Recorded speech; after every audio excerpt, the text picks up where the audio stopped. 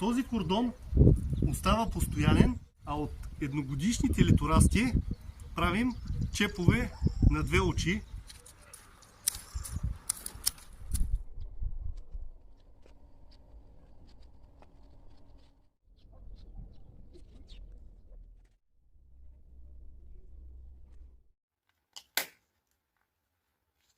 Здравейте! В това видео ще ви покажа резидбата и отглеждане на лоза на пергола в една формировка, която няма аналог в книгите по лозарство в България, но е много актуална в Япония, Индонезия и Филипините. Приятно гледане!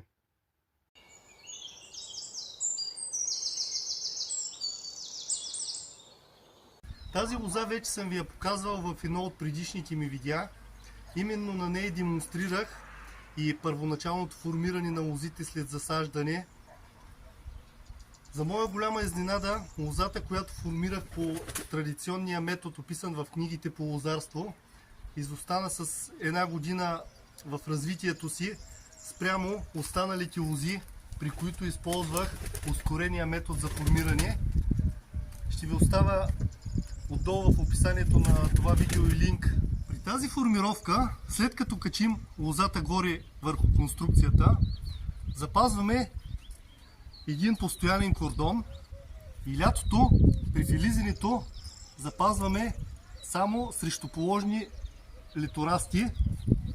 Този кордон остава постоянен, а от едногодишните литорасти правим чепове на две очи, като в зависимост от сорта може да направим чепове с едно зимно око и с две зимни очи.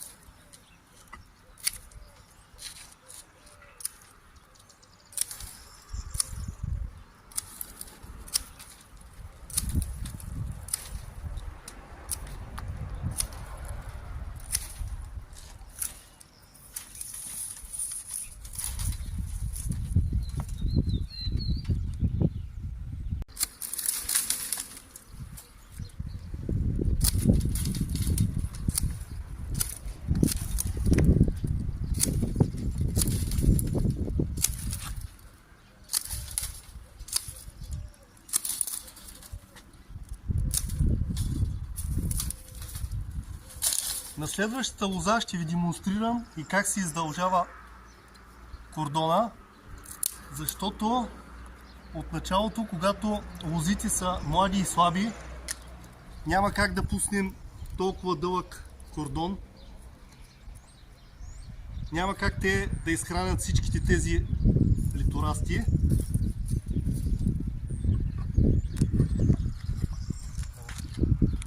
Следващата лоза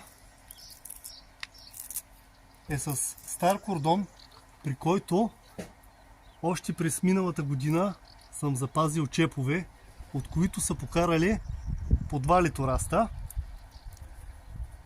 Сега започвам резидбата, като махам предния литораст с част от чепа и от задния литораст запазвам нов чеп с две пъпки.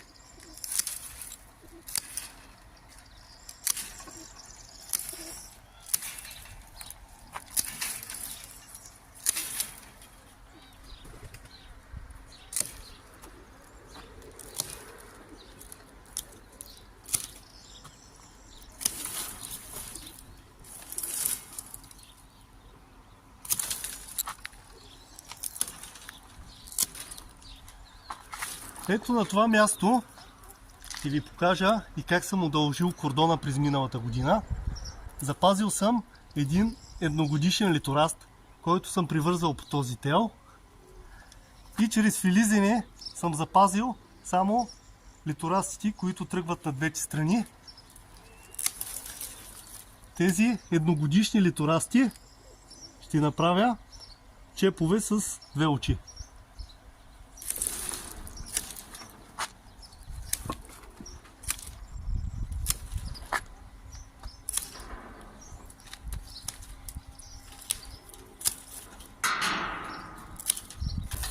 Както вече ви казах в началото, Този начин за отглеждане на грозде върху перголи е най-предпочитаният в Индонезия и Филипините, където въпреки крайно неблагоприятния климат има много хора, които отглеждат лози в дворовите си точно по този начин. Наричат го пара-пара ангур, което не знам как точно се превежда, но на мен ми прилича много на рибина кост.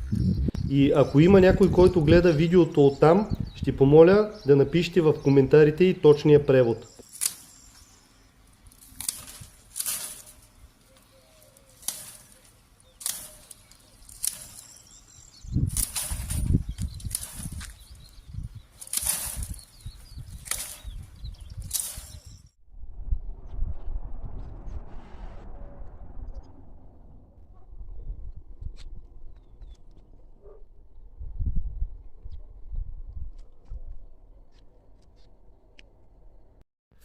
Едно от може би най-важните мероприятия през лятото, което за съжаление голяма част от лозарите пропускат, това са зелените резидби на лозите.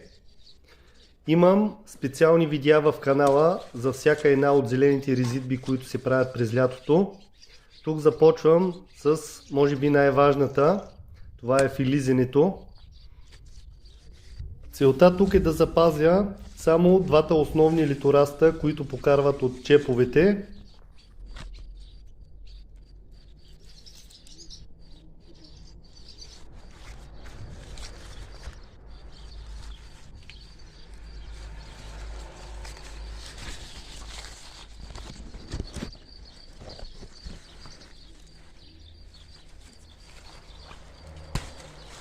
Сега следва още едно много важно мероприятие, а то е да позиционираме и привържим двата литораста, които покарват от пъпките на чеповете.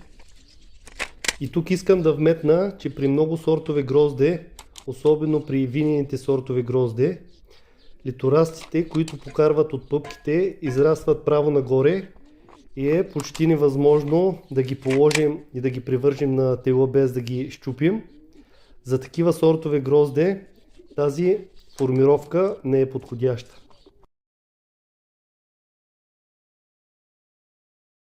При първоначалното формиране на лозата в тази формировка, от основния литораст, който оставяме, запазваме по един литораст в ляво и в дясно.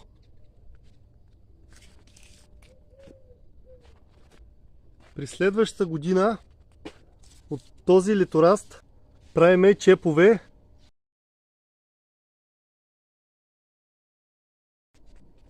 Обяснявал съм го в едно от предните видеа как се прави.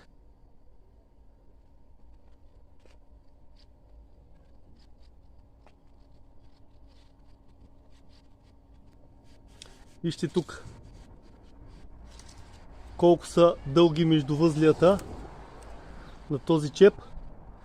И ако през следващата година отрежем единия литораст с част от чепа и направим чеп от задния литораст, вижте вече колко ще ни е издължен чепа напред. А вижте следващия, където съм запазил, където чепа е с едно око и е излезнал литораст от черното око, който при много от сортовете грозде е безплоден или нискородовит. Литорастите тръгат към двете страни на асмата. Когато стигнат до края й, започваме да ги кършим, но това се прави на по-късен етап. Това се прави след като вече рисата е прецъфтяла. След като гроздето прицъфти, е време и да прикършим всички тези дълги литорасти, които излизат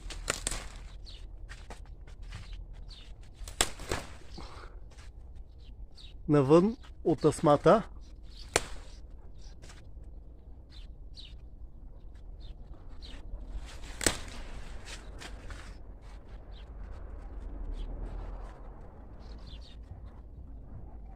По този начин в Япония отглеждат и най-скъпия си сорт грозде, нарича се Shine Muscat И искам да помоля, ако някой го е опитвал, да напише в коментарите, заслужава ли си парите.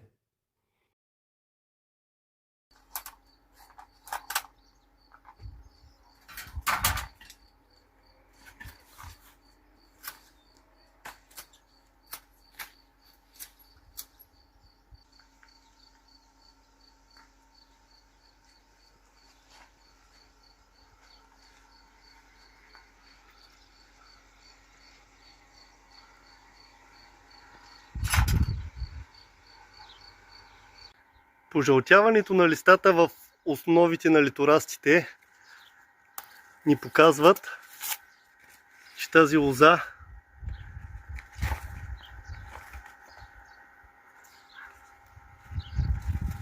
трябва да се полее.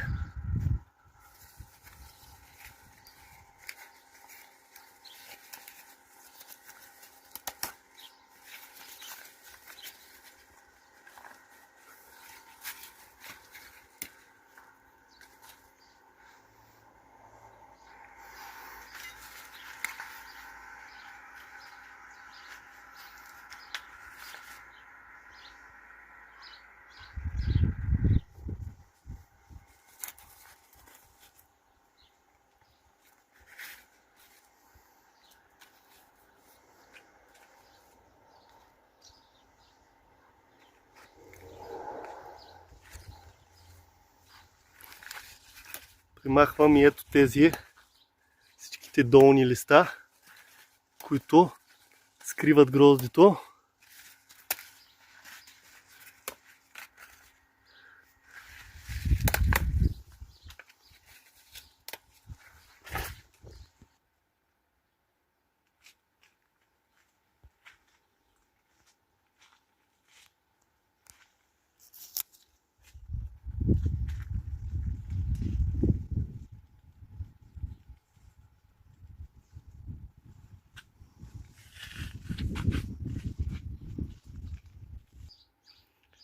След прекършването трябва да се прекършат и всички тези колтуци, които излизат от основните литорасти.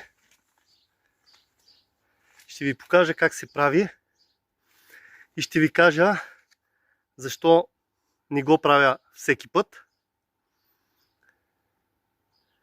Не го правя всеки път, когато телената конструкция ми е с малка дължина. Така основните литорасти остават къси с малко листа, които са недостатъчни да образуват посредством фотосинтезата висок захарен градус на гроздето. От друга страна, листата върху колтуците предпазват гроздето от слънчевите изгаряния и от леките градушки. А сега ще ви покажа и как се прави това прекършване. Режи се над първото листо на колтука. Ето така. Това първото листо се запазва, защото то също храни лозата и гроздето. И ако имаме условия за развитие на нови колтуци, те няма да покарат от зимната пъпка на основния литораст, а ще покарат от пъпката на колтука.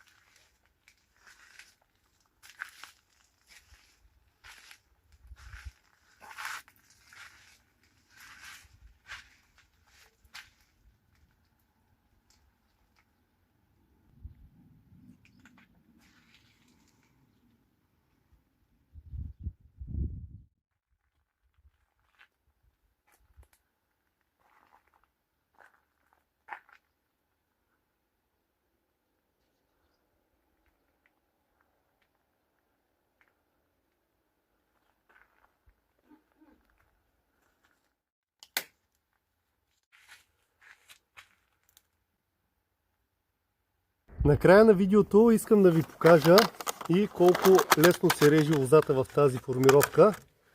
Тъкмо ще изпробвам и новата ми японска лозарска ножица.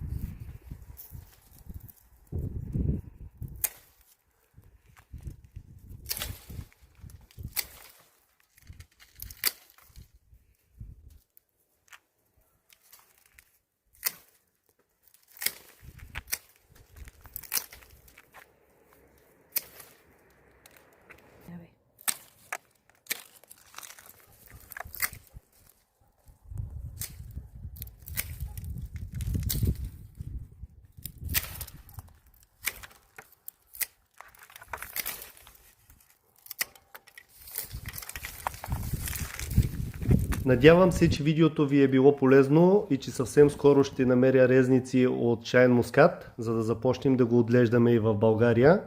До скоро!